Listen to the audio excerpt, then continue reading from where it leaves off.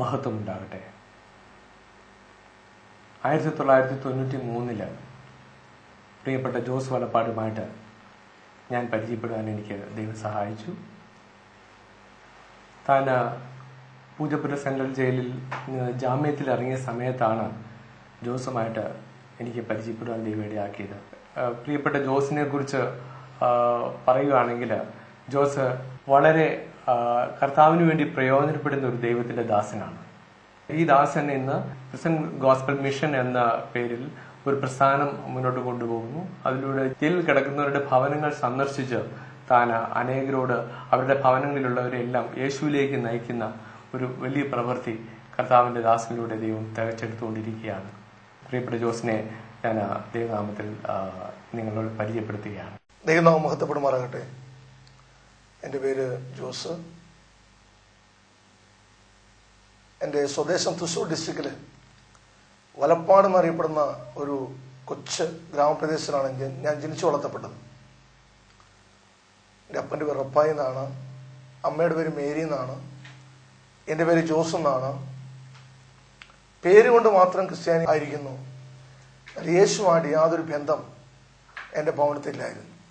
ചെറുപ്രായം മുതൽ എൻ്റെ അപ്പനൊരു മദ്യഷാപ്പിൽ ജോലിക്കാരായിരുന്നതിൻ്റെ പേരിൽ അപ്പനെ സഹായിക്കാൻ ഷാപ്പിൽ പോവുകയും അവിടുത്തെ മ്ലേച്ഛകരമാവുന്ന അനുഭവങ്ങൾ കണ്ട് വളരുവാനൊക്കെ ഇടയായി.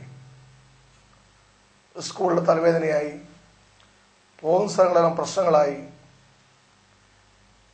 ഒരു എന്താ പറയുക, ഒരു പന്നി എങ്ങനെയാണ് ചെളിയിൽ കിടന്നുള്ളുന്നത്, ഇതുപോലെ ഉരുണ്ടുരുണ്ട് പോയ അവസ്ഥയായിരുന്നു എൻ്റേത്. എൻ്റെ മാതാപിതാക്കൾ എന്നെ സ്നേഹിക്കാഞ്ഞിട്ടല്ല, അവരെന്നെ നന്നാക്കാൻ പലവട്ടം ശ്രമിച്ചിട്ടുണ്ട്. എന്നാൽ സിനിമ എന്നെ വളരെ വളരെ വഴിതെറ്റിക്കാനിടയായി. ഹിന്ദി സിനിമയും ഇംഗ്ലീഷ് സിനിമയും മാറി മാറി കാണുകയും അതിലെ വില്ലൻ ചെയ്യുന്ന കാര്യങ്ങൾ എൻ്റെ ജീവിതത്തിൽ പലപ്പോഴും ഞാൻ പ്രാവർത്തികമാക്കിയിട്ടുണ്ട്. അവർ സിനിമയിൽ കാണിക്കുന്ന കാര്യങ്ങൾ എൻ്റെ ജീവിതത്തിൽ പ്രാവർത്തികമായി കഴിഞ്ഞപ്പോൾ പല സ്ഥലങ്ങളിൽ അപമാനിതനാകുകയും പലവട്ടം പോലീസ് സ്റ്റേഷനിൽ കയറേണ്ട അവസ്ഥ എൻ്റെ ജീവിതത്തിലുണ്ടായി. എന്നാൽ എൻ്റെ അപ്പൻ എന്നെ സ്നേഹിക്കുന്നതിൻ്റെ പേരിലും ആ ദേശത്ത് അറിയപ്പെടുന്ന വ്യക്തിയായതിൻ്റെ പേരിലും എനിക്ക് കേസുകളൊന്നും ഉണ്ടാകുന്ന നിലയിൽ എന്നെ ഇറക്കിക്കൊണ്ടുവരിക സ്ഥിരം പതിവായി തീർന്നു. എന്നാൽ എൻ്റെ ആ ചെറു പ്രായത്തിൽ തന്നെ പൈസ ഉണ്ടെങ്കിൽ മാത്രമേ ജീവിതം അടിച്ചു പൊളിച്ച് മുന്നോട്ട് ഞാൻ കഴിയത്തുള്ളൂ എന്നുള്ള ചിന്തയാണ് എന്നെ ഭരിക്കുവാനിടയായത്. അതിനുവേണ്ടി പല പദ്ധതികൾക്കും ഞാൻ ആസൂത്രണങ്ങൾ ചെയ്തു. എനിക്ക് ചില ഒരു ഗ്യാങ് ഉണ്ടായിരുന്നു. അതനുസരിച്ച് ഞങ്ങൾ ഒരുമിച്ച് പല പരിപാടിയും ആസൂത്രണം ചെയ്തു. പക്ഷെ ഒന്നും വിജയപ്രദമായിട്ടുള്ള നിലയിൽ മുന്നോട്ട് നീങ്ങാൻ കഴിഞ്ഞില്ല. അവസാനം അതൊരു കളവ് കേസുള്ള ബന്ധത്തിൽ അത് ചെന്ന് അവസാനിക്കുകയായിരുന്നു. 1980 ആ കേസിനാസ്പദമായ സംഭവം ഉണ്ടായത്. അതിനുള്ള ബന്ധത്തിൽ നാട്ടുകാർ എന്നെയും എൻ്റെ കൂട്ടുകാരനെയും ഓടിച്ചിട്ട് തല്ലി എറിഞ്ഞു വീഴ്ത്തി തൃശ്ശൂർ തേക്കാട് മൈതാനത്ത് വെച്ച് 2 മാവുമേൽ ഞങ്ങൾ കെട്ടിയിട്ടു, ശരിക്കും മർദ്ദിച്ചു. പിന്നെ പോലീസ് സ്റ്റേഷൻ ഏൽപ്പിച്ചു. പിന്നെ വിയൂർ സബ് ജയിലിലേക്ക് ഞങ്ങൾ റിമാൻഡ് ചെയ്തു. എന്നാൽ ആ സബ് ജയിലിൽ ചെന്ന സമയത്ത് കേരളത്തിലെ 3 സെൻട്രൽ ജയിലുണ്ട്. കണ്ണൂർ സെൻട്രൽ ജയിലിലാണെങ്കിൽ ഏറ്റവും കൂടുതൽ അവിടെ കഴിയുന്ന പ്രതികൾ കൊലക്കേസ് പ്രതികളാണ്. അവന്മാർ പൂജപ്പുര സെൻട്രൽ ജയിൽ നോക്കുകയാണെങ്കിലും അവിടെ കഴിയുന്നതും കൊലക്കേസ് പ്രതികളാണ്. എന്നാൽ തൃശ്ശൂർ വിയൂർ സെൻട്രൽ ജയിലിൽ കഴിയുന്നവര് കളവ് കേസ് പ്രതികളാണ് അവിടെ കൂടുതലായി കഴിയുന്നത്. കളവ് കേസിൽ മാസ്റ്റർ ഡിഗ്രി എടുത്ത അനേകര് വിയൂർ സെൻട്രൽ ജയിലിനകത്തുണ്ട്. അങ്ങനെ ആ ഒരു സെൻട്രൽ ജയിലിന്റെ ഭാഗമായ വിയൂർ സബ് ജയിലിൽ ഞാൻ കടന്നു ചെന്ന സമയങ്ങളിൽ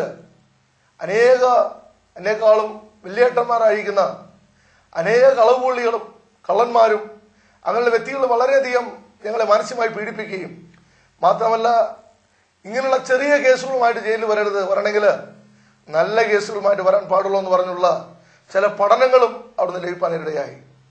ആദ്യത്തെ കേസ് തന്നെ ഫിലിം സ്റ്റൈലിൽ മോഷണം എന്ന നിലയിൽ പത്രവാർത്ത വരുവാനായിട്ടിടയായി.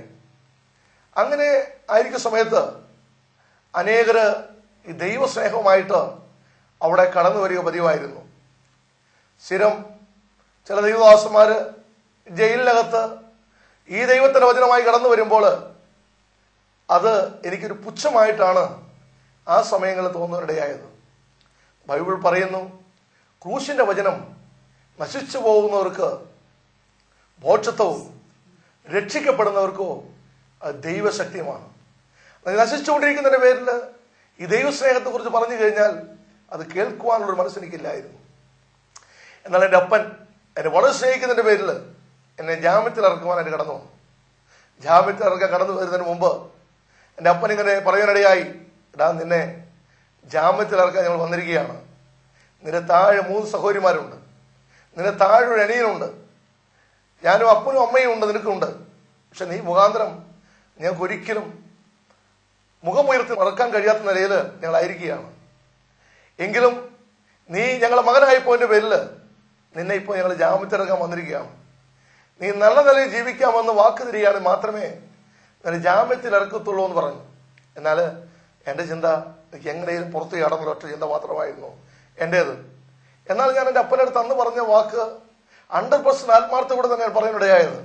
ഞാൻ എൻ്റെ അപ്പനടുത്ത് ഇങ്ങനെ പറയാനിടയായി, ഒരിക്കലും ഞാൻ ഇങ്ങനെ പഴയ കൂട്ടുകെട്ടിൽ പോകത്തില്ല, പഴയ വഴി നീങ്ങത്തില്ല, നിങ്ങൾ പറഞ്ഞനുസരിച്ച് ജീവിതം ക്രമീകരിക്കാമെന്ന് പറഞ്ഞ് ഞാൻ വാക്ക് കൊടുത്തു.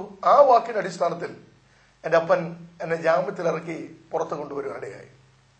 ഞാൻ തെറ്റ് ചെയ്ത സ്ഥലങ്ങളെല്ലാം എൻ്റെ അപ്പൻ എനിക്ക് വേണ്ടി മാപ്പ് പറയാനിടയായി. അതിനുള്ള ബന്ധത്തില് ആ കേസുകൾ എന്നെ വെറുതെ വിടുവാനായിട്ടിടയായി. എന്നാൽ ആ ദേശത്ത് ഏതെങ്കിലും ഒരു കളവ് കേസോ അല്ലെങ്കിൽ മറ്റുള്ള വിഷയങ്ങൾ വന്നു കഴിഞ്ഞാൽ സ്ഥിരം പോലീസിന്റെ ഭവനത്തിൽ അന്വേഷിച്ചു വരുമായിരുന്നു. മാത്രം എന്നോടുകൂടെ മദ്യപിച്ച് നടന്ന എന്തും ചെയ്യാൻ മടിയില്ലാത്തതായുള്ള സ്നേഹിതന്മാരെല്ലാവരും എന്നെ ഒറ്റപ്പെടുത്തുവാനിടയായി. അതെനിക്ക് വളരെയധികം വേദനാജനകമായുള്ള അവസ്ഥയായിരുന്നു. എൻ്റെ ഹൃദയം കഠിനപ്പെടുകയും ഞാനിവിടെ നാട് വിട്ട് ബോംബെയിലേക്ക് വണ്ടി കയറുവാനിടയായി. ബോംബെയിൽ ഞാൻ ചെന്നുപെട്ടത് ബോംബെയിൽ തന്നെ ഏഷ്യയിൽ തന്നെ ഏറ്റവും വലിയ ചേരി പ്രദേശമായ ബോംബെ ധാരാവി എന്നൊരു സ്ഥലത്താണ് ഞാൻ ചെന്നുപെടുവാനിടയായത്. അവിടെ എനിക്ക് ചില സുഹൃത്തുക്കൾ ഉണ്ടായിരുന്നതിന്റെ പേരിലാണ് ആ സ്ഥലം തന്നെ ഞാൻ തിരഞ്ഞെടുക്കാനിടയായത്. വാറ്റുചാരം വിൽക്കുന്നവരും മയക്കുമരുന്ന് വിൽക്കുന്നവരും അതുമാതിരി കൂലിത്തല്ലുകാരും ക്ലബ്ബുകൾ നടത്തുന്ന വ്യക്തികളും ഇങ്ങനെ ഒരു പറ്റം ചെറുപ്പക്കാരുടെ മധ്യത്തില് ഞാനും അവിടെ വീണു പോകാനിടയായി. പ്രിയപ്പെട്ടവരെ, കൈ നിറയെ പൈസ എൻ്റെ കയ്യിൽ കിട്ടിയിരുന്നെങ്കിലും ജീവിതത്തിൽ പൈസ കൊടുത്ത് വാങ്ങാൻ കഴിയാത്ത ഒന്നുണ്ട്, അതാണ് സമാധാനം. പൈസയുണ്ട്, എന്നാൽ സമാധാനമില്ല, സ്വസ്ഥതയില്ല. ഒരു ഭ്രാന്തനെ പോലെ ഇന്ത്യയുടെ വിവിധ പട്ടണങ്ങളിൽ ഞാൻ അലയുവാനായിട്ടിടയായി. അവസാനം എറണാകുളം പട്ടണത്തിൽ കടന്നു വന്നു. എറണാകുളം പട്ടണത്തിൽ കടന്നു വന്ന് ഒരു സ്റ്റാർ ഹോട്ടലിൽ ഞാൻ ജോലി സമ്പാദിച്ചുകൊണ്ടിരിക്കുമ്പോൾ ആ ജോലിയുമായിട്ട് ബന്ധപ്പെട്ട് മുന്നോട്ട് നീക്കിക്കൊണ്ടിരിക്കുമ്പോൾ തന്നെ പല പല തട്ടിപ്പ് പ്രസ്ഥാനങ്ങൾക്ക് നേതൃത്വം കൊടുത്ത് എനിക്കൊരു ഗ്യാങ്ങിനെ ഞാൻ ഇവിടെ നിന്ന് വാർത്തെടുത്ത് ആർക്കും ഒരു സംശയമില്ലാത്ത നിലയിൽ ഈ ലോകത്തിന്റെ അഴുക്കുചാലിൽ തന്നെ യാത്ര ചെയ്യുന്ന സമയത്ത് എൻ്റെ ഒരു സ്നേഹിതൻ ആ സമയത്ത് എറണാകുളം മഹാരാജാസ് കോളേജിൽ പഠിച്ചുകൊണ്ടിരിക്കുന്ന അവസ്ഥയിലായിരുന്നു. ആ സ്നേഹിതൻ ഒരു കൊലക്കേസിൽ പ്രതിയാകുകയും ആ സ്നേഹിതൻ ആ സമയത്ത് എൻ്റെ അടുക്കൽ കടന്നു വന്നിട്ട് പറയാനിടയായി, ഞാൻ കോളേജിൽ പഠിക്കും, പക്ഷേ കോളേജ് ഹോസ്റ്റലിൽ താമസിക്കത്തില്ല, നിന്നോട് കൂടെ താമസിക്കുമെന്ന് പറഞ്ഞു.